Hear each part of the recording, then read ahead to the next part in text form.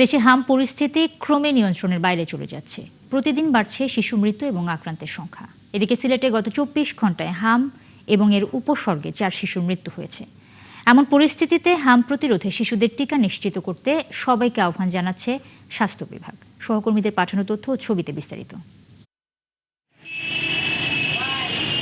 সিলেটে হামের উপসর্গ নিয়ে গত 24 ঘন্টায় 4 শিশুর মৃত্যু হয়েছে। বিষয়টি নিশ্চিত করে ওসমানী মেডিকেল কলেজ হাসপাতাল কর্তৃপক্ষ জানিয়েছে, এসব শিশুদের বয়স 1 বছরের কম। এ নিয়ে সিলেট বিভাগে মৃতের সংখ্যা দাঁড়ালো 24 জনে। আসলে এটি একটু আতঙ্ক এবং উদ্বেগের বিষয়। সেই পরিপ্রেক্ষিতে আমরা অভিভাবকদেরকে অনুরোধ করব, আপনারা জানেন সারা দেশে হাম রুবেলা টিকাদান ক্যাম্পেইন চলছে। আপনার বাচ্চার বয়স যদি 6 মাস থেকে 4 মাস 29 দিন হয়ে থাকে, তাহলে বাচ্চাকে টিকাদান কেন্দ্রে নিয়ে হামের টিকাটি দিয়ে থাকবেন। রাজশাহী মেডিকেল কলেজ হাসপাতালে নতুন করে হাম উপসর্গ নিয়ে 9 শিশু ভর্তি হয়েছে। রোগীদের জন্য আলাদা ওয়ার্ড ও 2 শিশু ওয়ার্ডে আলাদা হাম কর্নার করা হয়েছে। বাড়ানো হয়েছে আইসিইউ বেড সংখ্যা। বরিশাল শেরেবাংলা মেডিকেলে শিশু বিভাগে চিকিৎসা নিচ্ছে 158 জন। শিশুদের স্বজনরা জানান, একটি বেডে 3 থেকে 4 জন শিশুকে রাখতে হচ্ছে। বাধ্য হয়ে হাসপাতালের বারান্দায় চিকিৎসা নিচ্ছেন অনেকে।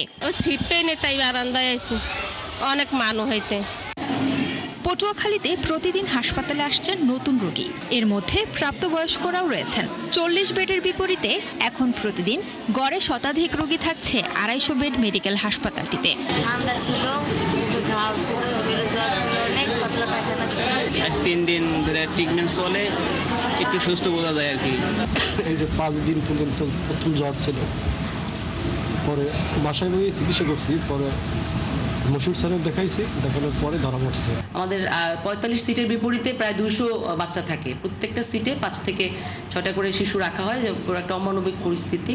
তো আমরা চাচ্ছি যে শিশু ওয়ার্ডটা যদি আমরা নতুন ভবনে দ্রুত স্থানান্তর করতে পারি, তাও আমাদের শিশু সেবা চিকিৎসায় কিছুটা লাঘব হবে। বরগুনায় আশঙ্কাজনক হারে বেড়ে চলছে হাম আক্রান্তের সংখ্যা। জেলায় এখন পর্যন্ত মোট হাম রোগীর সংখ্যা 438 জন।